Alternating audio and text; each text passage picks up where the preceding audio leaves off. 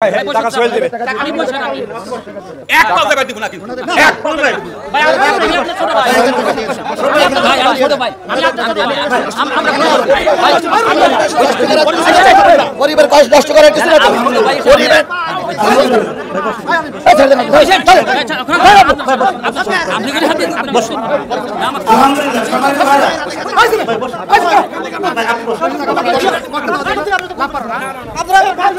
সম্মানিত ভাইরা প্লিজ কথা কোন কে এই চুপ করেন প্লিজ আলহামদুলিল্লাহ শেষ এই চুপ করো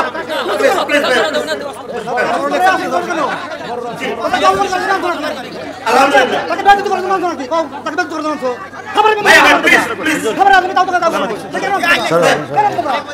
ভাই আপনি আলিম ভাই আপনি এখানে আসেন যত যাও আমি দেখতেছি আপনি আলিম ভাই শুরু করবে আলিম ভাই কেন এই তো কাট আলহামদুলিল্লাহ সম্মানিত ভাইরা আমরা মাহফিলের সব কর্মসূচি বাদ দিলাম ভাই শুরু করো সব কর্মসূচি বাদ দিলাম প্রধান মুফাসসির তাফসীর পেশ করবেন তার আগে আজকের প্রধান অতিথি আমাদের আলিম ভাই এসেছেন আলিম ভাই আপনাদের সামনে শুভেচ্ছা বক্তব্য রাখছেন তারপরে আমি ঘোষণা দিয়ে দিলাম ইন্তেজামিয়া কমিটি রাষ্ট্র কায়েম করো রাতারাতি বম ফুটাইয়ে কিছু মানুষকে মেরে রাতারাতি দু চারটা বম মেরে ইসলাম কায়েম করা যায় না ইসলাম কায়েম করতে গেলে আগে পাঁচটা নিয়ম মেনে এসো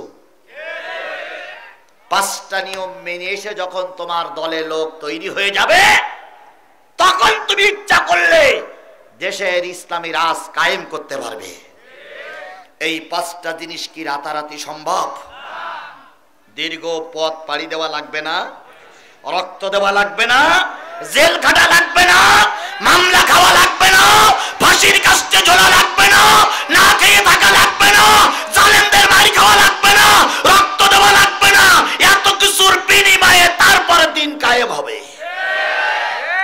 রাতারাতি দিন কায়েম করলে সেদিন টিকানো সম্ভব নয় আবু জেহেল রসুলকে বলিনি যে আমি তোমার যা চাবা তাই দেব ধর্মের কথা বন্ধ করো হুজুর সেই ছিলেন এখন যদি ইসলামী রাষ্ট্র তৈরি করি তাহলে আমি ইসলামী রাষ্ট্র টিকে থাকতে পারবো না এই জন্য 13 বছর আর অধিক 10 বছর এই 23 বছরের সাধনায় একটা ইসলামী পূর্ণাঙ্গ জীবন বিধান চালু করতে পেরেছিলেন আমাদেরকে সেই চেষ্টা সাধনা কোরআনের সেই আহ্বানে সাড়া দিতে হবে কোরআনের ডাকে সাড়া দিয়ে দিন কায়েমের পক্ষে আমরা কারা কারা আছি দুই হাত উঁচু করে আল্লাহরে দেখাই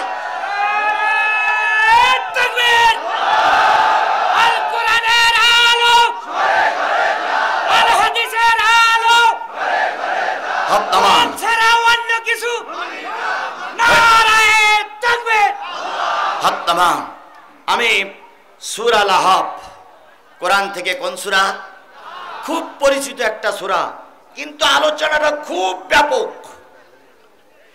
এই শেখ হাসিনার একেবারে পয়েন্টে পয়েন্টে সূরা লাহাবের সঙ্গে মিল আছে একেবারে প্রথম থেকে শেষ করে সব সূরা হাসিনার আলোচনা এই সূরা লাহাবের ভিতরে তাহলে সূরা লাহাবের আলোচনা করা মানেই হলো হাসিনার আলোচনা করা সুতরাং আমি পয়েন্টে পয়েন্টে একেবারে শেখ হাসিনার ফাঁসি পর্যন্ত এখানে আছে শেখ হাসিনার ফাঁসি কিভাবে দিতে হবে সেটাও আজকের এই সূরা লাহাবের ভিতরে আছে আমি ওই আলোচনাটা করব তার আগে প্রথম কোরআনের দাবি কি পড়ো সেই পড়াটা কোথায় হয় মাদ্রাসায় ওই মাদ্রাসায় 20টা টাকা দিয়ে আমরা শেখ হাসিনার আলোচনা শুরু করব 20টা 30টা 40টা টাকা দিতে হবে রাজি সবাই রাজি আচ্ছা কাদের পকেটে টাকা আছে তার একটু হাত তোলেন তো কাদের পকেটে কোন বলতেছে চিন্তার কোনো কারণ নাই ভয়ের কোনো কারণ নাই আশ্চর্য হওয়ার কোনো কারণ নাই আমি যার দাঁতে পোকা লেগেছে যার দাঁত নড়ে গেছে যার দাঁত খোয়া গেছে যার দাঁত ওঠে না যার দাঁত পড়ে যাওয়ার মতন ভাব ওই দাঁতগুলো আমি খুলে নেব আমি একজন দাঁতের ডাক্তার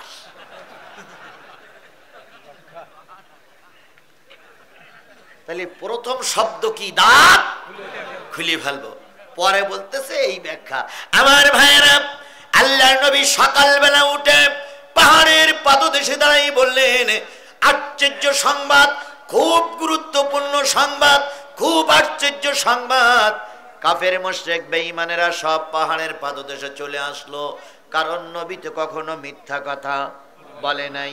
নবী কারোর ফাঁকি দেই নাই, নবী কাউকে ধোঁকা দেই নাই, নবী কাউকে প্রতারণা করি নাই।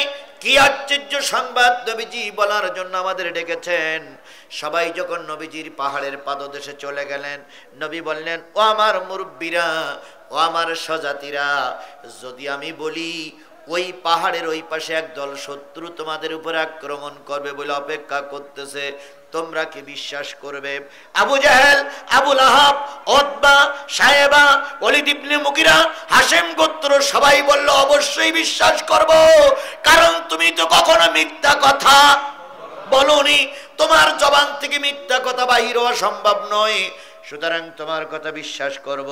নবী বললেন, চাচা, আমার গোষ্ঠী, আমার আত্মীয় স্বজন, যদি এই কথা সত্য হয় তাহলে আমি এমন একটা দাওয়াত তোমাদের দিচ্ছি, তোমরা মরার পরে যে পথে আসো এই পথে গেলে জাহান্নামে যাবা, আর যে দাওয়াত দিচ্ছি সেই দাওয়াত পাইলে তোমরা দাওয়াত গ্রহণ করলে তোমরা জান্নাতে যাওয়া। সে দাওয়াতটা আর কিছু নয়, লা ইলাহা ইল্লাল্লাহু মুহাম্মাদুর রাসূলুল্লাহ। কথা শোনার সঙ্গে সঙ্গে মৌসাকে ঢিল মারলে যেমন মৌমাছি চারিদিক থেকে আক্রমণ করে, রসুলকে চারিদিক থেকে আক্রমণ করলো। যার যা ভাষা ছিল সেই ভাষায় গালিগালাজ করতে শুরু করলো। আবু জেহেল বলল, আবু লাহাব, বাতিদারে সামাও, বাতিদারে ছাম্মাও, বাতিদারে ঠান্ডা করো, আমরা সমাজের বিরাট বড় বড় নেতা, আমাদের ডেকেছে সাবধান করার জন্য, ওকে কিন্তু ছেড়ে দেওয়া হবে না। মিলাইয়ে নেন, মিলাইয়ে নেন। আমাদের নেতারা কথা বললে ওই হাসিনার বংশরা এটাই মনে করত,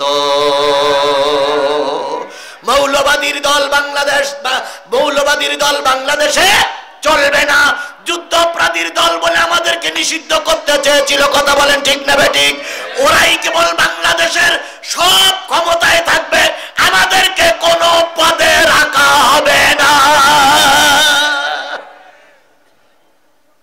প্রায় বলতো আমরা মুক্তিযুদ্ধের পক্ষে শক্তি, তাই না? কিন্তু স্পষ্ট কথা শোনেন, আওয়ামী লীগ মুক্তিযোদ্ধার শক্তি নয়। যদি বলেন প্রমাণ, যখন আমার দেশ স্বাধীন হলো তখন মরহুম প্রেসিডেন্ট মুজিবুর রহমান কোথায় ছিলেন? পাকিস্তানে। পাকিস্তানে তিনি আরামে খেয়েছেন, আর আমার দেশের লোক গুলি খেয়ে বেরোছে।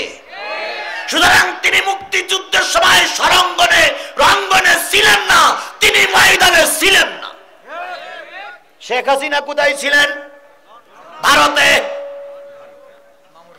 তিনি ভারতে বসে বসে আরামে খেয়েছেন, আর মুজিবার ছেলে পাকিস্তানে দেশ স্বাধীনের জন্য আমাদের দেশের লোক রক্ত দিয়েছে। কথা বলেন ঠিক না বেঠিক? এখন তারা বলে আমরা মুক্তিযুদ্ধের পক্ষের শক্তি। না না না, তোমরা দালালি পক্ষের শক্তি, মুক্তিযুদ্ধের পক্ষের শক্তি তোমরা না। হুজুরদের এখন গালিগালাজ দেয় আমরা নাকি ছিলাম পাকিস্তানের পক্ষে, এটাও ভুল ধারণা, এটাও ভুল ধারণা। আমরা পাকিস্তানের পক্ষেও ছিলাম না, আবার এই ভারতের পক্ষেও ছিলাম না। বলুন তো, যুদ্ধ হলো কি বাংলাদেশের সঙ্গে পাকিস্তানের সঙ্গে, না ভারতের সঙ্গে পাকিস্তানের সঙ্গে? ভারতের সঙ্গে পাকিস্তানের সঙ্গে না। ভারত চেয়েছিল এই দেশটা স্বাধীন করতে পারলে লুটিয়ে পুটিয়ে খাবে, এই জন্য ভারত পাকিস্তানের সঙ্গে যুদ্ধ করেছিল, আমরা ছিলাম দর্শকের ভূমিকায়। এখন দুই পক্ষে খেলা করতে গেলে দুই পক্ষের সাপোর্ট লাগে না ভাই? আমাদের বাংলাদেশের এক পক্ষ হয়ে গেছিল ভারতের সাপোর্টে, আর আমরা যারা মৌলবী টুপিওয়ালা ছিলাম তারাই ছিলাম পাকিস্তানের সাপোর্টে। আমরা কিন্তু যুদ্ধের বিপক্ষেও ছিলাম না, পক্ষেও ছিলাম না। আমরা মারামারি করিনি, মারামারির কাছেও যাইনি, আবার কেউ মরে গেছে সেদিকে আমরা যাই না। আমরা ছিলাম একটা দেশের সাপোর্ট। ধরে নিন উল্লাপাড়ার মাটিতে খেলা হচ্ছে, উল্লাপাড়ার মাটিতে খেলা হচ্ছে সিরাজগঞ্জ আর পাবনা। এখন দুই পক্ষের সাপোর্ট লাগে না ভাই? এখন পাশে উনি আর পাশে আমি, উনি হলেন পাবনার সাপোর্ট, আমি হলাম সিরাজগঞ্জের সাপোর্ট। এখন পাবনাওয়ালারা যেই জিতে গেছে সেই আমি সিরাজগঞ্জের সাপোর্ট, আমার মাস শুরু হয়েছে, তুই সিরাজগঞ্জের সাপোর্ট করলি কেন? কিন্তু আল্লাহ না করুক সেদিন যদি সিরাজগঞ্জ জিতে যেত তাহলে পাবনাওয়ালাদের ওই মাইরি তো খাওয়া লাগতো। যখন ভারত পাকিস্তান যুদ্ধ করতেছে আমাদের দেশের লোক দুই ভাগ হয়ে গেল, এক ভাগ ছিল ভারতের সাপোর্টে আর এক ভাগ ছিল পাকিস্তানের সাপোর্টে। যারা পাকিস্তানের সাপোর্টে ছিল তাদেরকে বলা হলো রাজাকার। কথা কি ক্লিয়ার বুঝতে পেরেছেন আপনারা? আপনারা কি কথা বুঝতে পেরেছেন? আমরা ধর্ষণকারী নই, আমরা কারোর ঘরে আগুন লাগাইনি, আমাদের নেতারা কোন হিন্দুর বাড়ি ঘরে আগুন লাগাইনি। শুধুমাত্র আমরা চাইছিলাম পাকিস্তান টুপিওয়ালা, তাই টুপিওয়ালারা আমাদের দেশে থাক, এটাই হলো আমাদের মহাদোষ। কথা যদি বোঝেন তে বোঝেন, না বুঝলে আমার আর কিছু করার নেই। আমার ভাইয়েরা, ঠিক স্বাধীন হয়ে যাওয়ার পর মুজিবার আসলো, শেখ হাসিনা আসলো, এসে ওনারাও হয়ে গেল মুক্তিযুদ্ধের পক্ষের শক্তি। আর কালুরঘাট বেতার কেন্দ্রে শহীদ প্রেসিডেন্ট জিয়াউর রহমান যে স্বাধীনতার ঘোষণা দিল সেইটা বেমালুম ওরা ভুলেই গেল, এইটা ওরা মনেই রাখলো না। কথা বলেন ঠিক না বেঠিক?